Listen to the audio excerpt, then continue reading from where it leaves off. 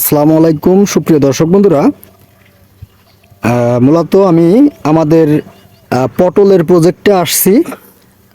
দর্শক বন্ধুরা, আমি কিছু পটল আপনাদেরকে দেখাবো। এই যে দেখেন, গাছ কিন্তু মাত্র 3 থেকে 4টা লতা আছে, এই যে আপনারা দেখতে পাচ্ছেন।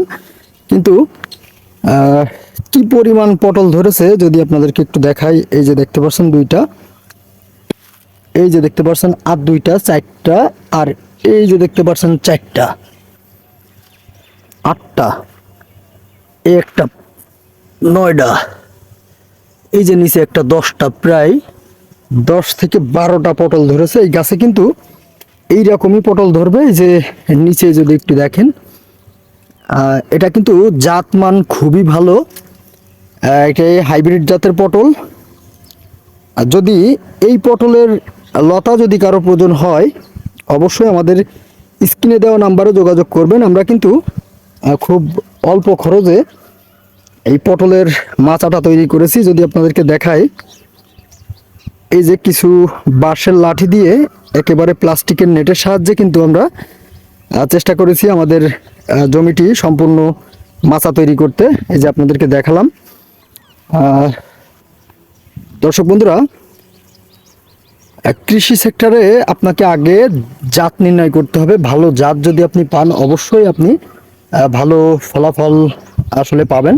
এই যে দেখতে পাচ্ছেন, খুব ছোট্ট গাছ, অল্প কিছু লতা পাতা আছে। এই অল্প লতাতে কি পরিমাণ পটল এসেছে আপনারাই দেখুন। যদি আপনাদের কারো প্রয়োজন হয় এই ধরনের পটলের লতা, অবশ্যই আমাদের স্ক্রিনে দেওয়া নাম্বারে কিন্তু যোগাযোগ করবেন। পটলের অবস্থা দেখুন দর্শক বন্ধুরা, এই যে দেখতে পাচ্ছেন গাছ নেই। এই যে দেখুন, আলহামদুলিল্লাহ আলহামদুলিল্লাহ, গাছ কিন্তু একেবারে নেই বললেই চলে। কিন্তু পটল দেখুন, আসলে এটা কিন্তু মূলত জাতের কারণেই হয়েছে। এই জাতটি আসলে এমন। আমি যদি আরো দুই একটি পটল গাছ আপনাদেরকে দেখাই, এই যে দেখেন এখনো কিন্তু গাছ ভালোভাবে হয়নি, কিন্তু পটল চলে আসছে। এই যে আমাদের কাছ থেকে কিন্তু আপনারা এই পটলের জাত কিন্তু পেয়ে যাবেন কুরিয়ারের মাধ্যমে অথবা গাড়ি যোগে। আমরা দেশের বিভিন্ন জায়গায় কিন্তু কৃষকদের মাঝে কিন্তু পৌঁছে দেওয়ার চেষ্টা করি। এই যে দেখতে পাচ্ছেন গাছ নেই, কিন্তু ফলন দেখুন।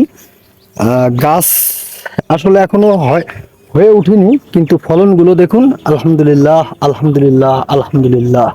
সুপ্রিয় দর্শক বন্ধুরা, যদি কারো প্রয়োজন হয় এই জাতের পটলের লতা, অবশ্যই আমাদের সঙ্গে যোগাযোগ